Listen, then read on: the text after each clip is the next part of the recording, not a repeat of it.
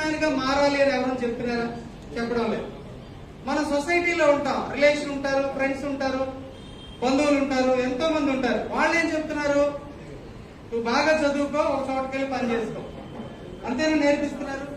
అప్పుడు ఒక వ్యాపారం చెయ్యి, ఒక బిజినెస్ ఎంటర్ప్రీనర్ గా నువ్వు మారు, లైఫ్ బాగుంటుందని ఎవరైనా చెప్తున్నారా?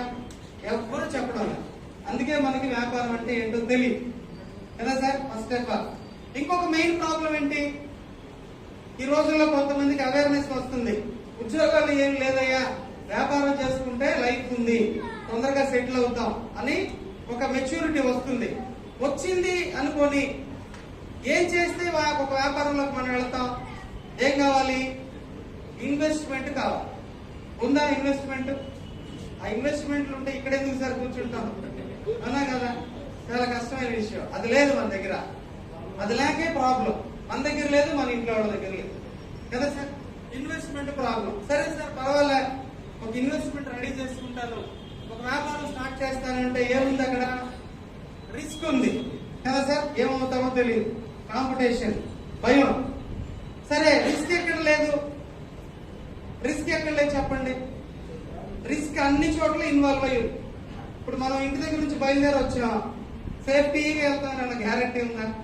ఇక్కడ నుంచి వెళ్తాం, సేఫ్టీ ఉందా? ఇప్పుడు అందరం కూర్చొని ఉన్నాం, సేఫ్టీ ఉందా? భయం, కరోనా వస్తుందేమో. ఎంతమంది ఇళ్లలో రెస్ట్ తీసుకుంటా మంచం నుంచి కింద పడిపోయినాడు లేదు? ఎంతమంది బాత్రూంలోకి వెళ్ళి కాలు జారి చచ్చిపోయినాడు లేదు కదా సార్. అంటే రిస్క్ అన్ని చోట్ల ఉంది. రిస్క్ అనేది లేకుండా లైఫ్ లేదు. ఓకే సార్, మన పక్కనే రిస్క్ ఉంది.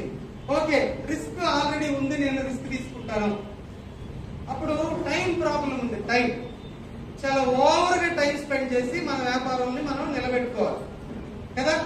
చాలా ఓవర్ టైం కావాలి. ఇప్పుడు ఒకవేళ 10 లక్షలు పెట్టి మీరు ఒక వ్యాపారం స్టార్ట్ చేస్తే ఎట్లా పనిచేస్తారు? దాంట్లో 24 గంటలు సరిపోదు కదా సార్. ఎందుకంటే ఆ వ్యాపారాన్ని నిలబెట్టుకోవాలి, సక్సెస్ అవ్వాలి, అప్పుడు కానీ నెమ్మదిగా ఉండొచ్చు. వేరే వాళ్ళు దాన్ని చూసుకునే లెవెల్కి మనం తీసుకురావాలి కదా. టైం చాలా చాలా అవసరం. Okay, investment ready, risk ready, time కూడా నేను స్పేర్ చేస్తాను సార్. Okay, no problem. అయితే మరి సక్సెస్ అంటే ఏంటి? మనం చేసే వ్యాపారంలో మనకి రిటర్న్స్ వచ్చినాయి అనుకోండి, మనం సక్సెస్ అయినట్టు అర్థం. డబ్బులు వస్తే సక్సెస్ అయినట్టు. మరి ఏ వ్యాపారంలో అయినా ఖచ్చితంగా సక్సెస్ ఉంది అని ఏమైనా గ్యారంటీ ఉందా? లేదు. Question mark. అయితే అవుతాం, లేదంటే లేదు. సో అందుకని ఈ ప్రాబ్లమ్స్ ఉన్నాయని చెప్పి మనం ఆ వ్యాపారం జోలికి వెళ్ళాం కదా సార్. ఇదే ప్రాబ్లం.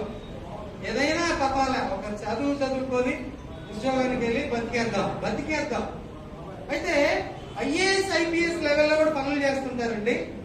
వాళ్ళు ఎలా ఫీల్ అవుతారు తెలుసా? నాకెందుకు ఒక వ్యాపారం లేదని ఫీల్ అవుతారు. చాలా మంది బిల్డింగ్స్ కట్టుకొని కారులో తిరుగుతూ మంచి మంచి బిజినెస్ చేస్తున్న వాళ్ళని మనం చూసి ఏమనుకుంటాం? నాకెందుకు ఒక వ్యాపారం లేదు, ఎందుకు రా పుట్టాను? ఎవరిని తిడతాం? అమ్మ నాన్న తిట్టుకుంటాం, దేవుని తిట్టుకుంటాం. అవునా? అది మన పరిస్థితి.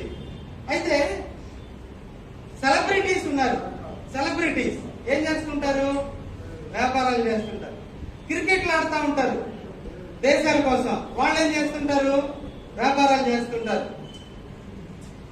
పొలిటీషియన్స్ ఉన్నారు. వాళ్ళు ఏం చేస్తుంటారు? వ్యాపారాలు చేస్తుంటారు. అందరూ డబ్బు సంపాదించిన ప్రతి ఒక్కళ్ళు ఎక్కడ ఉంటారంటే వ్యాపారాల్లోనే ఉంటారు. ఎందుకంటే వ్యాపారంలోనే మనీ ఉంది, అక్కడే లైఫ్ ఉంది, మనకు అవకాశం లేదు. ఓకే సార్, మరి ఇక్కడికి ఎందుకు వచ్చాం? మనం ఇక్కడికి ఎందుకు వచ్చి కూర్చున్నాం? సో ఇన్కమ్ ఉంది తెలుసుకుందాం వచ్చాం. జాబుల గురించి వచ్చామా తెలుసుకోవడానికి?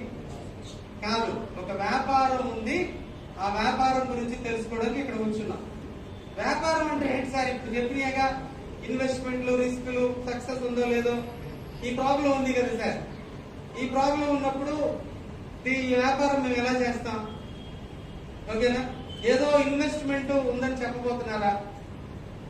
అది వేరే 100 రూపాయలు కట్టించి తీసుకొచ్చి కూర్చోబెట్టారు. కట్టారా 100 రూపాయలు? ఉందా సార్ ఈరోజు? 100 రూపాయలు కూడా కట్టించి ఈ విషయం చెప్పడానికి పిలిచారా మమ్మల్ని అని బాధగా ఉంటుంది. ఓకే సార్, ఏ బాధపడాల్సిన అవసరం లేదు. ఇప్పుడు మనం మాట్లాడుకునే ఒక విషయంలో మనం మాట్లాడుకున్న ఒక విషయంలో సౌండ్ లేదా సార్, వినపడడం లేదా? మీరు కొంచెం ఓపిక ఉండండి, వస్తాను.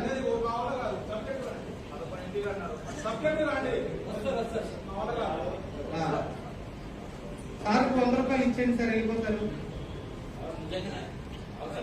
బాధగా ఉండేవాళ్ళు, కష్టంగా ఉండేవాళ్ళు వెళ్ళిపోవచ్చు సార్, నో ప్రాబ్లం ఎట్టారు. ఓకేనా? ఇది లైఫ్. ఒకరి సార్ జమలర్, ఇది లైఫ్ అండి. సినిమాకి వెళ్తే 3 గంటలు కూర్చుంటాం, 200 300 పెట్టి ఏమన్నా వస్తుందా? ఈ వ్యాపారం చెప్పాలంటే మీకు అర్థం అవ్వాలి. అర్థం అవ్వాలంటే దాని గురించి ఒక ఇంట్రడక్షన్ ఇవ్వాలి. అర్థమవుతుందా? ఎవరికైనా కష్టంగా ఉంటే వెళ్ళిపోండి సార్, దయచేసి వెళ్ళిపోండి. ఒక 10 మంది 20 మంది ఉంటే ఇక్కడ చాలు మాట్లాడుకుంటాం మేము. అర్థమవుతుందా?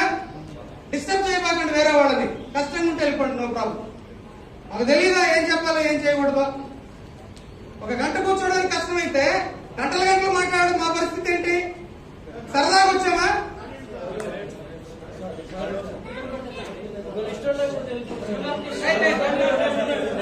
ఓకే సార్, ప్లీజ్ వదిలేండి వదిలేండి. వ్యాపారం గురించి తెలుసుకోవాలంటే దాని ముందు కొన్ని విషయాలు తెలుసుకోవాలి. అదేంటో మనకు అర్థం అవ్వాలి, తమాషా కాదు కదా. ఓకే, ఇప్పుడు చెప్పబోయే బిజినెస్ లో, మనం డిస్కస్ చేసుకోబోయే ఒక బిజినెస్ లో, నాకు తెలిసిన ఒక బిజినెస్ లో ఇన్వెస్ట్మెంట్ లేదు. ఓకేనా? అర్థమైందా? ఇన్వెస్ట్మెంట్ లేదు. ఇన్వెస్ట్మెంట్ లేనప్పుడు రిస్క్ ఉందా? రిస్క్ లేదు. మరి టైం ఏమన్నా ఎక్స్ట్రాగా పెట్టాలా? చాలా టైం స్పెండ్ చేయాలా? నాకు వారంలో కొంచెం టైం దొరికింది సార్. ఓకే, స్పేర్ టైం అంటారు, స్పేర్ టైం యూజ్ చేసుకోవచ్చు సార్. రోజు సాయంత్రం టైం దొరికింది సార్, పార్ట్ టైం, దాన్ని యూజ్ చేసుకోవచ్చు. లేదు సార్, మీరు చెప్పేది ఏదో మాకు అర్థమైతే, ఒక నమ్మకం మాకు వస్తే ఫుల్ టైం చేసుకుంటాం సార్. ఓకే, హ్యాపీగా ఫుల్ టైం చేసుకోవచ్చు. క్లియరా? అప్పుడు టైం ఎవరి చేతిలో ఉంది? మన చేతిలోనే ఉంది. ఓకే అండి, సరే బాగుంది సార్. ఇన్వెస్ట్మెంట్ లేదు, తర్వాత టైం ప్రాబ్లం లేదు, ఇవన్నీ చెప్తుంటారు సార్. ఇలాగే మీటింగ్లు పెట్టి చెప్తా ఉంటారు. ఎక్కడ చెప్తారు? MLM బిజినెస్లు, చైన్ లింక్ బిజినెస్ లో చెప్తుంటారు సార్. అదేగా మీరు చెప్పబోతున్నారు, అదే ఏమన్నా చెప్తారా? ఓకేనా? బోర్డు కనిపిస్తుందా మీకు? ఓకే, MLM బిజినెస్లు, చైన్ లింక్ బిజినెస్ లో చెప్తుంటారు సార్. అది కాదు సార్ ఇక్కడ చెప్పబోయేది. ఓకేనా? అది కాదు. అదేమన్నా చిన్న విషయం అంటే కాదు, చాలా పెద్ద విషయం అది. దానికి నేను వ్యతిరేకం కాదు, కానీ అది కాదు ఇప్పుడు మనం మాట్లాడేది, అది కాదు. అయితే బాగుంది సార్, సక్సెస్ ఏంటి? సక్సెస్ విషయం, సక్సెస్ అంటే ఏంటి? మనం చేయబోయే వ్యాపారంలో లేదంటే ఏదైనా పనిలో మనకి రిటర్న్స్ వచ్చిందంటే మనం సక్సెస్ అయినట్టే కదా. ఖచ్చితంగా సక్సెస్ అయినట్టే. డబ్బులు రిటర్న్ రావాలి, అది సక్సెస్. ఇప్పుడు నేను చెప్పబోయే బిజినెస్ లో ఒకవేళ మీరు కానీ రాగలిగితే 100% సక్సెస్ ఉంది సార్. 100% సక్సెస్. సక్సెస్ అంటే ఏంటంటే, ఈ బిజినెస్ లోకి మీరు వస్తే మీకోసం ఒక పర్టికులర్ ఇన్కమ్ ఖచ్చితంగా వస్తుంది. ఆ ఇన్కమ్ తోనే మన లైఫ్ సెటిల్ అవడానికి అవకాశం ఉంది. అర్థమైందా? క్లియరా? అలాంటి వ్యాపారం మాట్లాడుకోబోతున్నాం. ఓకే, బాగుంది సార్. టైం ప్రాబ్లం లేదు, ఇన్వెస్ట్మెంట్ లేదు, సక్సెస్ ఉందంటున్నారు కదా. ఏం బిజినెస్ అది? ఎట్లాంటి బిజినెస్? ఏదైనా కొత్త రకం బిజినెస్ వచ్చిందా అని మాట్లాడుకోబోతున్నామా? కానే కాదు ఫ్రెండ్స్, కానే కాదు. అదేంటంటే ప్రాక్టికల్ బిజినెస్. ప్రాక్టికల్ గా అంటే మన లైఫ్ లో మనకు తెలిసిన విషయమే, మనం ఎప్పుడూ ఆ పనిలోనే ఉన్నాం, అలాంటి పనిలోనే మనకు ఆదాయం ఉంది, అది మాట్లాడుకోబోతున్నాం. ఇంకో ముఖ్యమైన విషయం ఏంటంటే, నేను చెప్పబోయే వ్యాపారం ఉంది చూసారా, అది లైఫ్ లో ఒక పార్ట్ గా మారిపోద్దండి. ఒక పార్ట్ అయిపోద్ది. ఎగ్జాంపుల్, ఈ బిజినెస్ మీరు వినొచ్చు, విని ఇలాంటి బోర్డు వచ్చినాయ్యా మాకు తెలుసు, మేము బోర్డు చేసాం, ఇట్లనే చెప్తారు. అది చేసాం, ఇది చేసాం, ఏమేం చేసాం మనకు తెలుసు. ఖమ్మంలో చాలా జరిగి ఉంటాయి. ఆ యాప్లు అంటున్నారు, ఈ యాప్లు అంటున్నారు, ఆ గోల్డ్ అన్నారు, ఈ గోల్డ్ అన్నారు. అర్థమైందా? సో ఆ ప్రోడక్ట్ అన్నారు, ఈ ప్రోడక్ట్ అన్నారు, లెఫ్ట్ అన్నారు, రైట్ అన్నారు. ఆ కంపెనీ ఒక్కొక్కరి దగ్గరికి వచ్చి అడిగితే బోర్డు చెప్తారు, నాకు అందరి ముందు చెప్పరు కదా. సో అలాంటి బిజినెస్ తో కంపేర్ చేస్తే, ఎందుకంటే ఒక విషయం చెప్పంగానే మనకు తెలిసింది కంపేర్ అయిపోతుంది. మనకున్న సైకాలజీ అది. ఏం ఆలోచించాం, చెప్తున్నామో లేదా, వాడేదో చెప్తున్నాడు కదా, కంప్లీట్ గా విందాం, మనకు ఆ మైండ్ లేదు, కంపేర్ చేసేస్తాం. ఆపయ్యా మాకు తెలుసు. అయితే మీరు దేంతో కంపేర్ చేసినా, మీరు ఎలా ఫీల్ అయినా, దీంట్లో మీరు వచ్చినా రాకపోయినా రేపొద్దున ఈ వ్యాపారంలోకి మీరు ఖచ్చితంగా వచ్చేస్తారు ఆటోమేటిక్ గా. ఈ వ్యాపారం అనేది మీ లైఫ్ లోకి వచ్చేస్తుంది, మీకు తెలియకుండా వచ్చేస్తుంది. అలాంటి వ్యాపారం మాట్లాడుకోవాలి. అది ఎట్లా సార్ సాధ్యం? అట్లా ఏమైనా వ్యాపారాలు ఉన్నాయా? మన లైఫ్ లో పార్ట్ అవడం ఏంటి? 30 సంవత్సరాల క్రితం ఎలక్ట్రానిక్ ఇండస్ట్రీ వచ్చింది ప్రపంచం మీదకి. ఎలక్ట్రానిక్ ఇండస్ట్రీ అంటే ఏంటి? టీవీలు, ఫ్రిడ్జ్లు, వాషింగ్ మిషన్లు, ఏసీలు అవి వచ్చాయి. అప్పుడు ఏమన్నారు? అప్పుడున్న జనరేషన్ ఏమన్నారంటే ఇవి మనకి సంబంధం లేదు, మన ఇండియాలో వర్కౌట్ కాదు. ఎందుకంటే మనీ లేదు, పూర్ కంట్రీ, అగ్రికల్చర్ చేసుకుంటున్న కంట్రీ, గ్రామాలు ఎక్కువగా ఉన్నాయి కదా. అక్కడ ఇలాంటి ప్లేసులు ఇవి ఎలా సక్సెస్ అవుతాయి, ఇవి ఎలా జనాలు అలవాటు పడతారు, డబ్బులు లేదు కదా అన్నారు. ఆ రోజుల్లో ఎవరో ఒక ఇంట్లో ఒక చిన్న పోర్టబుల్ టీవీ ఉండేది, దాని పేరు డెకరేషన్, డోర్ వేసుకునేవాడు. అందరూ అక్కడికి వెళ్ళి ఆ చిత్రలహరి, ఆ శనివారం సినిమా, రామాయణం, భారతం, క్రికెట్ చూసేవాడు. వాడు కొంచెం సేపు చూడనిచ్చి తర్వాత తరివేసేవాడు. గుర్తుందా? అప్పుడు అర్థం ఏంటంటే మన ఇంట్లోకి ఒక టీవీ వచ్చేదనేది క్వశ్చన్ మార్క్, ఛాన్స్ లేదు, కష్టంగా ఉండింది. అప్పుడు వాషింగ్ మిషన్, ఫ్రిడ్జ్లు, టీవీల సంగతి ఏంటి, ఏసీల సంగతి ఏంటి, చాలా టైట్ గా ఉండింది. సరే, ఒక 30 సంవత్సరాలు అయింది ఇప్పుడు కదా. ఇప్పుడు ఎవరింట్లో టీవీ లేదు, ఎవరింట్లో ఫ్రిడ్జ్ లేదు, ఎవరింట్లో వాషింగ్ మిషన్ లేదు, ఎవరింట్లో ఏసీ లేదు కదా సార్. కాదు కూడదు మనకు సంబంధం లేదంటే ఇప్పుడు ఏమైంది? మన లైఫ్ లో పార్ట్ అయింది. ఇప్పుడు ఒక టీవీ లేదు, ఒక ఫ్రిడ్జ్ లేదనుకోండి, మనల్ని ఎవరైనా గౌరవిస్తారా? మనం గౌరవించుకుంటామా? మనకు విలువే లేదు, అట్లా ఫీల్ అవుతాం. పక్కింట్లో ఏసీ ఉందంటే మన ఇంట్లో లేకపోతే ఎలా ఉంటది కదా సార్. చాలా కష్టమైన పని. ఇప్పుడు ఒక పెళ్లి చేసాం అనుకోండి, ఒక ఫ్యామిలీ స్టార్ట్ అయింది అనుకోండి, ఏమి ఇచ్చి పంపిస్తున్నాం? టీవీ, ఫ్రిడ్జ్, వాషింగ్ మిషన్ ఇచ్చి లైఫ్ స్టార్ట్ చేయమని చెప్తున్నాం. అప్పుడు ఏమైంది చెప్పండి? కాదు కూడదు వద్దు అనుకుంటే లైఫ్ లో పార్ట్ అయిపోయింది. క్లియరా? ఒక విషయం. రెండోది, సాఫ్ట్వేర్ వచ్చింది 20 సంవత్సరాల క్రితం. సాఫ్ట్వేర్ వచ్చినప్పుడు ఏం చెప్పారు? వద్దు, ఇది మనకు సంబంధం లేదని చెప్పారు. ఓకే అండి, ఇది మనకు సంబంధం లే. ఎందుకు సార్ అంటే చదువు లేదు, అగ్రికల్చర్ చేసుకుంటున్నాం, గ్రామాలు ఎక్కువ ఉన్నాయి, ఈ సాఫ్ట్వేర్లు మనకి ఎందుకు సార్, ఎట్లా అలవాటు పడతా ఉన్నారు. తర్వాత ఇండస్ట్రీ ఆర్గనైజేషన్లు సాఫ్ట్వేర్ వద్దు వద్దు, ఒక డబ్బా 10 మంది చేసే పని ఒక డబ్బా చేస్తే ఉద్యోగాలు ఏమైపోతాయి అన్నారు. స్ట్రైకులు చేశారు వద్దు వద్దు వద్దు అని చెప్పి. కరెక్టా సార్? అది పరిస్థితి. మరి 20 సంవత్సరాలు అయిపోయింది. ఇప్పుడు ఏంటి పరిస్థితి? సాఫ్ట్వేర్ అనేది ఒక పెద్ద ఇండస్ట్రీగా మారి మన ఇండియాకు పెద్ద పేరు తీసుకొచ్చి పెట్టింది. అవునా సార్? ప్రాక్టికల్ గా మాట్లాడుకుందాం సార్. ఇక్కడ కథ చెప్పడానికో లేదంటే ఏదో ఒక మాయమంత్రాలు చేయడానికి రాలా, ప్రాక్టికల్ గానే లైఫ్ ఉందని చెప్పడానికి వచ్చాం. ఓకేనా? ఇప్పుడు ఏమైందంటే పెద్ద ఇండస్ట్రీగా మారిపోయింది. ఇప్పుడు మన ఇళ్లలో ఎవరన్నా సాఫ్ట్వేర్ ఇంజనీర్లు ఉన్నారంటే మనకి గర్వకారణంగా ఉంది. ఇండియాకి ఎంత పెద్ద పేరు తీసుకొచ్చింది సాఫ్ట్వేర్. అవునా సార్? ఇప్పుడు మన ఇండియన్ పీపుల్ సంపాదించుకోవడానికి ఫారిన్ కంట్రీస్ కి వెళ్లే అవకాశం కూడా వచ్చింది. ఇప్పుడు మనందరం ఎక్కడున్నాం? ఆటోమేటిక్ గా సాఫ్ట్వేర్ లోనే ఉన్నాం. సాఫ్ట్వేర్ లేదనుకోండి, మనం ఉన్నామా? ఇప్పుడు లేదు. దాన్ని క్రాస్ చేసి ఏం చేయలేం. వద్దు, కాదు, కూడదు, ఇది మనకు సంబంధం లేదు అని చెప్తే ఇప్పుడు ఏమైంది? మన లైఫ్ లోకి పార్ట్ గా వచ్చేసింది. అది లేకపోతే లైఫ్ లేదు. 2 విషయాలు. మూడో విషయం, మొబైల్స్ ఇంట్రడ్యూస్ చేశారు ఎప్పుడు? ఒక 20 సంవత్సరాల క్రితం. అప్పుడు కూడా ఇదే చెప్పారు, వద్దు వద్దు వద్దు, మనకు సంబంధం లేదు. ఎందుకు? గ్రామాలు ఉన్నాయి సార్, అగ్రికల్చర్, పూర్ కంట్రీ, ఆ నెంబర్లు కొట్టడం, కాల్ చేయడం ఇదంతా అయ్యే పని కాదు. డబ్బులున్న వాళ్ళకి ఇది సాధ్యం అని చెప్పారు. ఎందుకన్నారంటే ల్యాండ్ లైన్ కూడా అలవాటు అవ్వలే, ఇంకా అది కొనుక్కునే స్టేటస్ కూడా లేదు. ఎస్టీడీ బూత్ వెళ్ళి ఫోన్ చేస్తున్నాం, ఆ ఎస్టీడీ బూత్ ఫెసిలిటీ కూడా చాలా చోట్ల లేదు. అప్పుడు ఈ మొబైల్స్ ఎలా సక్సెస్ అవుతాయి, ఎలా మనకి ఇది సంబంధం అని చెప్పి నెగటివ్ గా మాట్లాడారు. వద్దు వద్దు అన్నారు. కరెక్టే. ఇప్పుడు 20 సంవత్సరాలు అయింది.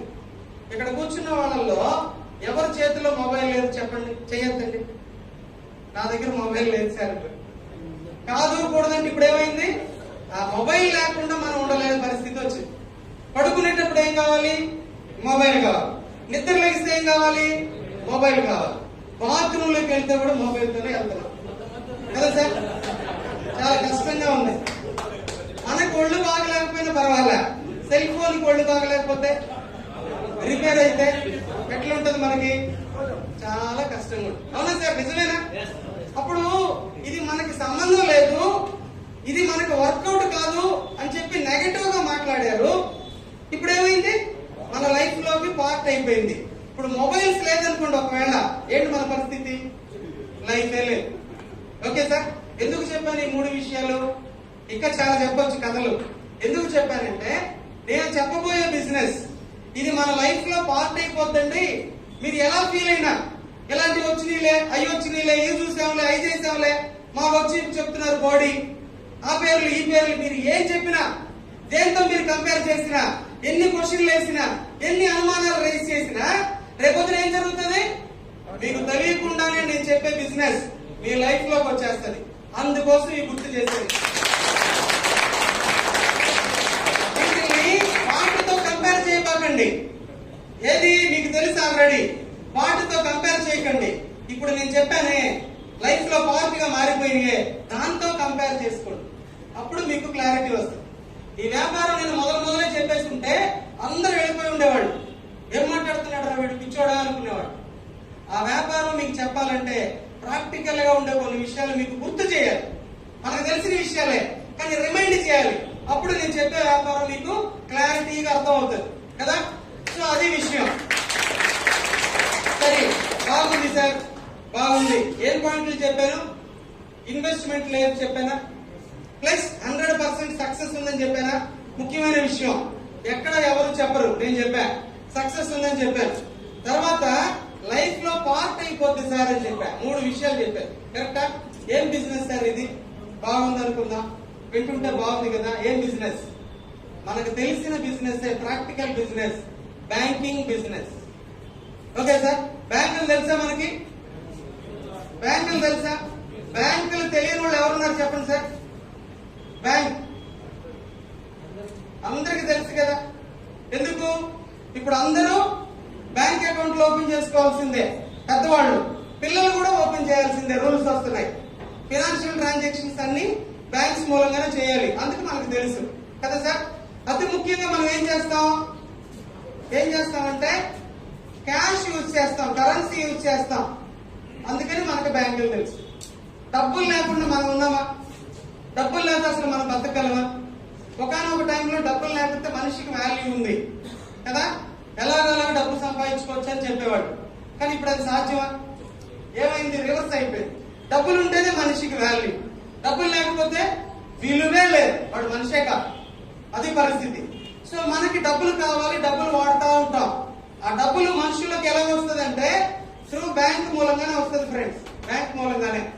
అప్పుడు మనందరికీ బ్యాంక్స్ తెలుసు, డబ్బుల గురించి తెలుసు. ఇవి రెండు ఏంటంటే మన లైఫ్ లో సాధారణమైన విషయాలు, ప్రాక్టికల్ థింగ్స్, లైఫ్ లో పార్ట్ కదా. కరెక్టేనా? ఈ 2 విషయాలే ఇప్పుడు మన ఇన్కమ్ సోర్స్. ఈ 2 విషయాలే ఇప్పుడు మన బిజినెస్. బిజినెస్ అంటే ఏంటి? Income source. అది అసలైన విషయం. Okay sir, banking and currency అనేది ఇప్పుడు మన ఇన్కమ్ సోర్స్. ఒక పాయింట్ కి వచ్చా. అయితే ఏం జరుగుతుంది బ్యాంకింగ్ లో? బ్యాంకింగ్ ఇప్పుడు ఎలా మారుతుంది? క్యాష్ ఎలా మారుతుంది? బ్యాంకింగ్ ఎలా మారుతుందంటే డిజిటల్ గా మారుతుంది. క్లియర్? డిజిటల్ బ్యాంకింగ్ గా మారుతుంది. బ్యాంకులు మాత్రమేనా? బ్యాంకులు మాత్రమే డిజిటల్ అవుతున్నాయా?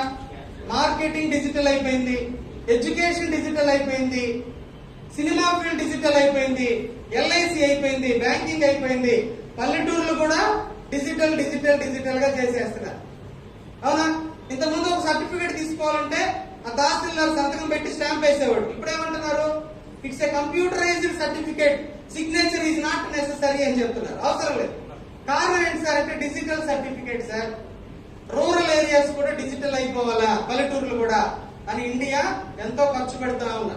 ఎందుకు తెలుసా? మనం ఎక్కడున్నాం? డిజిటల్ ఇండియా మిషన్ లో ఉన్నాం. ప్రపంచం ఆల్రెడీ డిజిటల్ అయిపోయింది, మనం డిజిటల్ ఇండియా మిషన్ లో ఉన్నాం. ఓకేనా? అప్పుడు ఏం జరుగుతుంది? బ్యాంకింగ్, మన వ్యాపారం ఏంటి? బ్యాంకింగ్. బ్యాంకింగ్ డిజిటల్ అయిపోయింది. ఎలా అయింది? బ్యాంకింగ్ డిజిటల్ గా మారడం ఏంటి సార్? ఎలా మారింది అంటే ఇప్పుడు మనం ఏం యూజ్ చేస్తున్నాం? జీపే, ఫోన్ పే, పేటిఎంస్ యూజ్ చేస్తున్నాం. కరెక్టా? జీపే, ఫోన్ పే, పేటిఎంస్ ఒక 6-7 సంవత్సరాల క్రితం వాడామా? వాడమంటే ఏం చెప్పాం? అయ్యో వద్దు సార్, ఈ అమెరికా వాళ్ళు తీసుకొచ్చారు, ఫారెన్ వాళ్ళు, మన బ్యాంక్ అకౌంట్ కి లింక్ పెడితే మన డబ్బులు వెళ్ళిపోతాయి అని చెప్పి భయపడ్డా. చదువుకున్న వాళ్ళు కూడా అదే చెప్పారు, వద్దు వద్దు అన్నారు. ఇప్పుడు ఏమంటున్నారు? ఏరా ఇంకా జీపే లేదా, ఇంకా ఫోన్ పే లేదా, ఎక్కడున్నావు ఎక్కడున్నావు అని అడుగుతున్నారు. ఎందుకంటే పెద్ద పెద్ద వ్యాపారాల్లో అదే, ఫుట్పాత్ వ్యాపారంలో కూడా అదే. టీ స్టాల్కి వెళ్ళండి, జీపే, ఫోన్ పే. కాయగూరలు అమ్ముకుంటున్నారు వీధులకు వచ్చి, జీపే, ఫోన్ పే. కరెక్టా సార్? ఇప్పుడు సంక్రాంతి వెళ్ళిపోయింది, సంక్రాంతికి వచ్చారు గంగిరెద్దోళ్ళు, ఏం తెచ్చారు? GPay, phone pay. టెంపుల్కి వెళ్తాం, చర్చికి వెళ్తాం, మసీదుకి వెళ్తాం, అక్కడ మనం చందా వేస్తాం, అలవాటు మనకి. ఇంతకుముందు ఉండేలు ఉండేవి, ఇప్పుడు ఉండేవి లేవు. ఏమని చెప్తున్నారు? అదిగో జీపే, ఫోన్ పే, దాన్ని కొట్టే. అవునా సార్? ఇప్పుడు మేడారంలో జీపే, ఫోన్ పే పెట్టేశారు, నో ఉండీస్. అర్థమవుతుందా సార్? ఇప్పుడు దానికన్నా ఎక్కువ ఏంటి తెలుసా? అడుక్కునే వాళ్ళు వస్తున్నారు, బెగ్గర్స్. వాళ్ళు కూడా జీపే, ఫోన్ పేతోనే వస్తున్నారు. ఏంటంటే అప్డేట్ అయ్యారంట వాళ్ళు, అప్డేటెడ్ బెగ్గర్స్. మనం మాత్రం మారం. అర్థమైందా సార్? సో అంతగా మనం యూజ్ చేస్తున్నాం సార్, అంతగా యూజ్ చేస్తున్నాం. ఇది పెరుగుతుందా తగ్గిద్దా?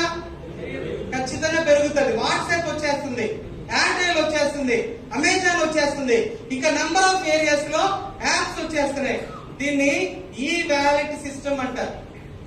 ఈ కామర్స్ కి అడ్వాన్స్ టెక్నాలజీ ఈ వ్యాలెట్ సిస్టమ్. దాన్నే డిజిటల్ బ్యాంకింగ్ అంటారు. ఒకనొక టైంలో బ్యాంకింగ్ ఎలా ఉంది? Ledger banking. డబ్బులు కట్టాలన్నా డబ్బులు తీసుకోవాలన్నా బ్యాంకుకి వెళ్ళాలి, ఎత్తుక్కుంటా క్యూలో నిలబడాలి, టోకెన్ ఇచ్చేవాళ్ళు, డబ్బులు తీసుకొని రావాలి. కరెక్టా సార్? Ledger banking. అయ్యా నా డబ్బులు ఏమైందంటే నోట్ బుక్ లో రాసి ఇచ్చేవాడు, పాస్ బుక్. Ledger banking. తర్వాత ఏం చేశారు? ఈ కామర్స్ ఫెసిలిటీ వచ్చింది, అప్పుడు నెట్ బ్యాంకింగ్ వచ్చింది. గాల్లో డబ్బులు ఎట్లా వెళ్తాయ్యా, ఇది మాకు అవసరం లేదన్న, అదే చేయాల్సిన పరిస్థితి. ఆ తర్వాత ఏం జరిగింది? ఏటీఎం మిషన్ వచ్చింది రోడ్డు మీదకి. డబ్బాలు డబ్బులు ఏంటన్నారు, కానీ అక్కడికే వెళ్తున్నాం. తర్వాత ఏం జరిగింది? డిపాజిట్ మిషన్ వచ్చింది రోడ్డు మీదకే. బ్యాంక్ లో డబ్బులు కట్టడానికి వెళ్తే ఇక్కడ తీసుకోము, అక్కడ కట్టండి. డబ్బాలు ఏందయ్యా, డబ్బులు కడితే నా అకౌంట్ లో పోవడం ఏంటి? అదే దానికే అలవాటు పడ్డాం. కరెక్టా సార్? ఇప్పుడు డిపాజిట్ మిషన్, విత్ డ్రావల్ మిషన్ రెండు ఒకటైపోయి కూర్చున్నాయి. కరెక్టా? అది ఈ కామర్స్ ఫెసిలిటీ వచ్చింది, అందరం అలవాటు పడ్డాం. రైతులు, కూలీలు ఏ సంబంధం లే, అందరం అక్కడికే వెళ్ళాం. అవునా సార్? ఇప్పుడు మన ఏటీఎం మిషన్ దగ్గర ఎవరైనా ఉన్నారా? ఇంతకుముందు డోర్ క్లోజ్ చేసి ఏసీ పెట్టి ఒక సెక్యూరిటీ గార్డ్ ఉండేవాడు. ఇప్పుడు ఫుల్ ఓపెన్. ఎందుకు? పడలేదు. కారణం జీపే, ఫోన్ పే. అవునా? అప్పుడు మనం మనీ ట్రాన్సాక్షన్స్ ఎక్కడ చేస్తున్నాం? ఎక్కడైనా ఎప్పుడైనా చేసుకుంటున్నాం. రాత్రి పగలు ట్రావెలింగ్ లో ఉన్నామా, కూర్చొని ఉన్నామా, బాత్రూమ్ లో ఉన్నామా, అన్నం తింటున్నామా, ఏ ప్రాబ్లం లేదు. డబ్బులు కావాలన్నా డబ్బులు ఇవ్వాలన్నా క్షణాల్లో చేసేస్తున్నాం. అంతకుముందు అడగాల మేనేజర్ని, అంతకుముందు పర్మిషన్ తీసుకోవాలా, ప్లేస్కి వెళ్ళాలా. ఇప్పుడు అవసరం లేదు. కారణం ఏంటంటే ఈ వ్యాలెట్ టెక్నాలజీ వచ్చింది. దాన్నే డిజిటల్ బ్యాంకింగ్ సిస్టమ్ అంటారు. ఇప్పుడు మన బ్యాంక్ ఎక్కడ ఉందో మనకు తెలియదు. మన బ్యాంక్ ఎక్కడ ఉందో తెలిసే మనకి బ్యాంక్కి వెళ్ళడం కూడా మర్చిపోయింది. Okay sir? ఇది డిజిటల్ బ్యాంకింగ్. మరి క్యాష్ ఏమైంది? డబ్బులు వాడుతున్నాం కదా, ఈ డబ్బులు ఏమైంది? అది కూడా డిజిటల్ అయిపోయింది. డిజిటల్ అవడం అంటే ఏంటి? అది ఎలా మారింది సార్? మనం నోటు కరెన్సీ వాడతాం, నోట్లు తెలుసు మనకి. ఆ నోట్లు కాస్త ఇప్పుడు ఏమైంది? నెంబర్ గా మారిపోయింది కదా, నెంబర్ గా. ఇప్పుడు ఎగ్జాంపుల్ గా నాకు డబ్బులు కావాలి, ఒక 5,000 రూపాయలు కావాలి. ఆ సార్ని అడిగా, సార్ ఒక 5,000 ఇవ్వండి సార్ అడిగితే ఆయన ఏం అడుగుతున్నాడు ఇప్పుడు నన్ను? అయ్యా నీ మొబైల్ నెంబర్ ఇవ్వని అడుగుతున్నాడు. నా మొబైల్ నెంబర్ ఇస్తే ఆయన మొబైల్లో వేస్తాడు. ఏం చేస్తాడు? 5,000 పంపిస్తాడు. అది నాకు వస్తుంది, వాడుకుంటారు. 5,000 ఏమి ఇచ్చాడు ఆయన? ఏమి ఇచ్చాడు? 5000 అని నెంబర్ ఇచ్చాడు కదా, వాడుకున్నా. కానీ ఆయన నిజంగా డబ్బులు ఇచ్చాడే నాకు? డబ్బులు ఇవ్వాలంటే ఏమి ఇవ్వాలి? 2,000 రూపాయల నోటో, 500 నోటో, 100 రూపాయల నోట్లో ఇవ్వాలా. ఇస్తేనే ఆయన నాకు డబ్బులు ఇచ్చినట్టు. కానీ ఇప్పుడు ఏం చేశాడు? నెంబర్లు ఇచ్చాడు. ఆ నెంబర్లు నేనేం చేశా, ఎవరెవరికో ఇచ్చా. అప్పుడు నోటు కరెన్సీ ఏమైంది, నెంబర్ కరెన్సీ అయింది. దాన్ని ఏమంటారంటే డిజిటల్ కరెన్సీ అంటారు. ఓకేనా, వాడుతున్నామా లేదా? ఏమన్నా కొత్త కొత్త విషయాలు చెప్పానా, లేదంటే ఇప్పుడు జరిగిన విషయాలే చెప్పానా? ప్రాక్టికల్ విషయాలే చెప్పా కదా సార్. ఈ ప్రాక్టికల్ విషయాల్లోనే ఒక మిరాకిల్ ఉంది సార్, అందుకోసమే గుర్తు చేస్తున్నా, ఊరికే కాదు. అర్థమవుతుందా? సో ఎందుకు జరుగుతుంది ఇదంతా? డిజిటల్ డిజిటల్ డిజిటల్ అంటున్నామే. ప్రపంచం అంతా డిజిటల్ అయిపోయింది, ఇండియా డిజిటల్ మయం అయిపోయింది, ఫ్యూచర్ అంతా డిజిటల్లే. ఈ డిజిటల్ లోకి నేను చదువుకోలేదు, నేను పల్లెటూరులో ఉన్నాను, నేను రైతుని, నాకు కూలి పని చేసుకుంటున్నా అని ఏ సాకులు చెప్పినా కుదరదు. ఎందుకు? అందరూ ఆ డిజిటల్ యాక్టివిటీస్ లోకే రావాలి. ఎవరు తెలుసా?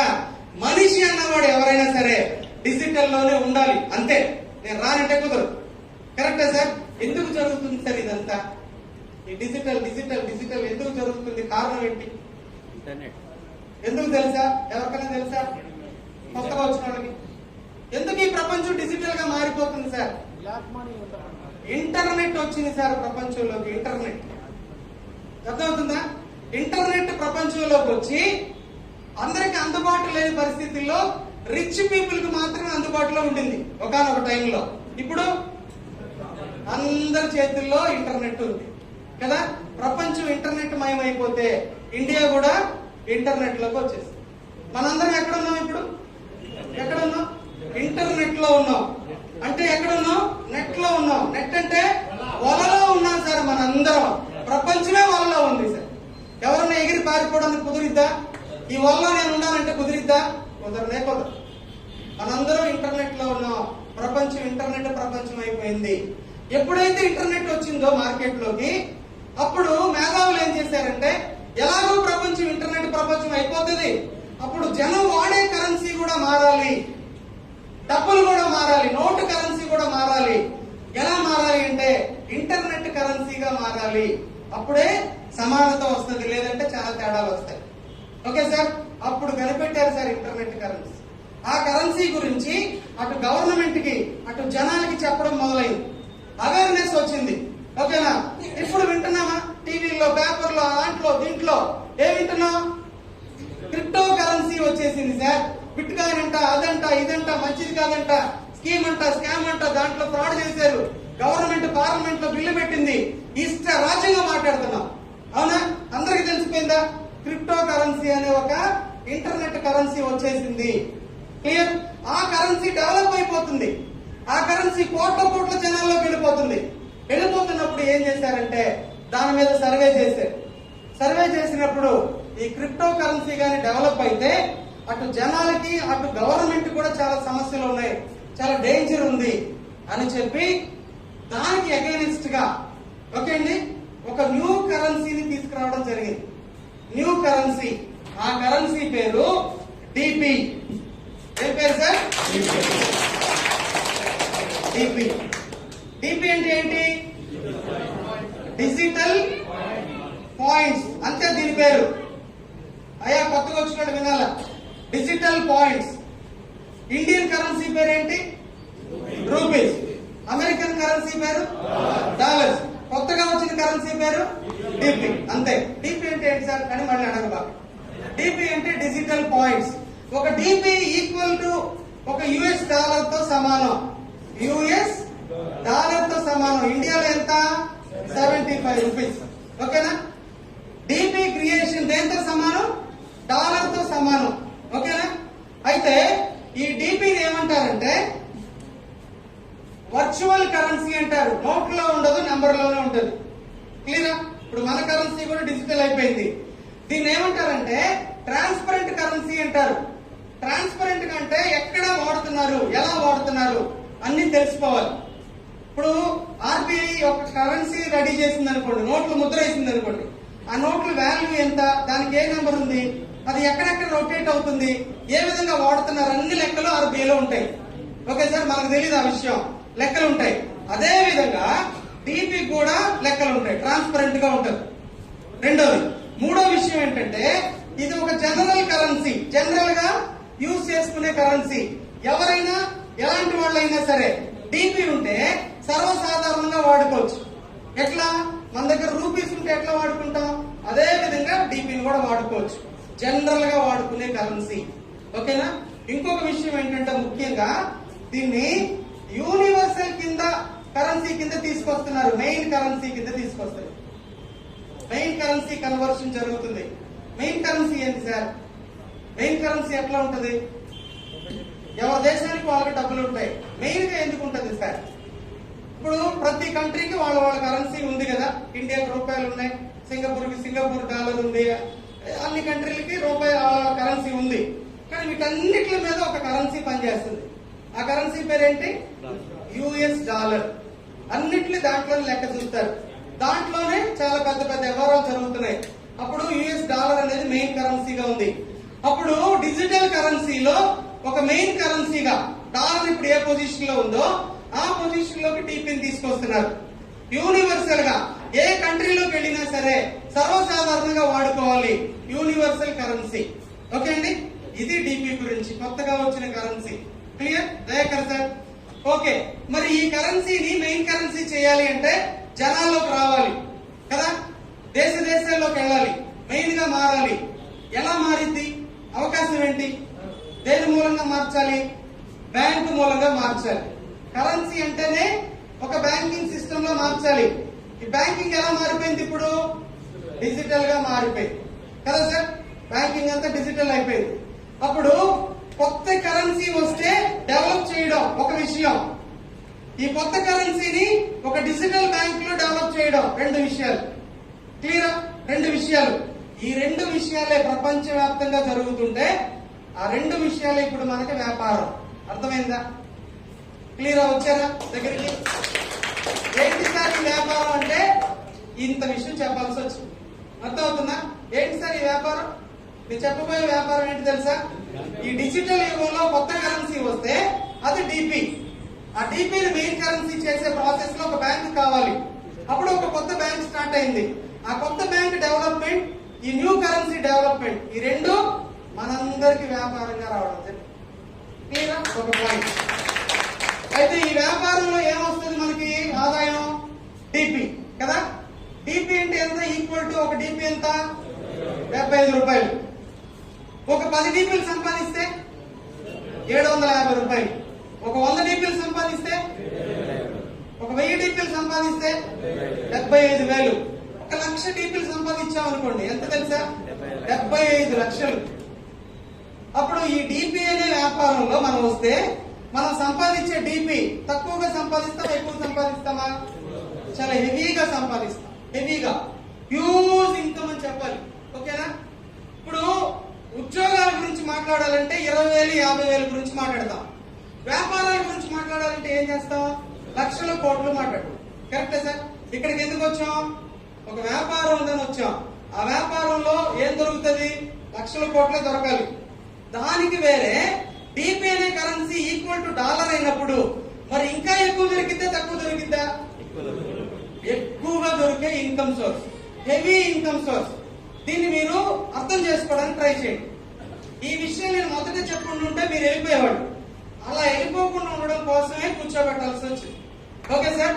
ఈ డాలర్లు సంపాదించడం, ఈ డాలర్ వాల్యూలో సంపాదించడం, ఇది మన వల్ల అవుతుందా సార్? మనకు సాధ్యమా అంటే ఇది కూడా ప్రాక్టికల్ విషయమే సార్. మనకు తెలిసిందే.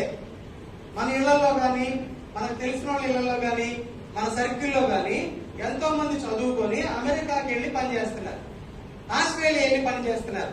వాళ్ళు సంపాదించే అమౌంట్ ఇండియాకి పంపిస్తున్నారు కదా సార్. ఇండియాలో వీళ్ళు ఫ్యామిలీ డెవలప్ అయిపోతుంది. ఏం చేస్తున్నారు? అప్పులు తీర్చేస్తున్నారు, ఇల్లు కట్టేస్తున్నారు, కారులో తిరుగుతున్నారు, చాలా బాగున్నారు. ఏమైంది సార్ 2-3 సంవత్సరాలు అంటే మా పిల్లలు అక్కడ ఉండి పనిచేస్తారు.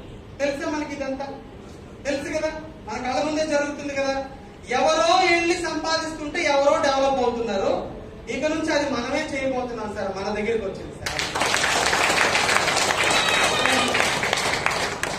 క్లారిటీ వచ్చింది అనుకుంటున్నా. ఇక స్టార్ట్ చేద్దాం అసలు విషయం. Okay sir? క్లారిటీ వచ్చిందా? ఓకే. ఎవరు సార్ ఈ డిపి క్రియేట్ చేశారు? ఎవరు ఈ బ్యాంకింగ్ స్టార్ట్ చేశారు? దాని మూలంగా నాకు వ్యాపారం ఎలా దొరికింది, దాంట్లో ఎలా డబ్బులు వస్తాయి? Okay sir?